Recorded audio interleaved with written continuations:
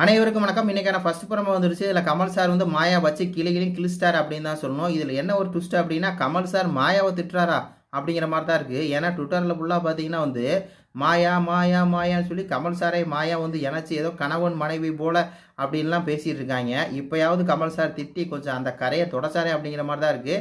அது திட்டினது பெரிய இந்த காரணம்லாம் இல்லாட்டினா கூட சரி, அவர் கண்டிச்சாரு, அப்பாடா அப்படிங்கிற மாதிரி இருக்குது. இல்லாட்டினா வந்து மாயாட்ட சிரிச்சுக்கிட்டு இருப்பார். மாயா சொன்னார், சொல்லுங்க மாயா சொல்லுங்க அப்படிங்கிற மாதிரி.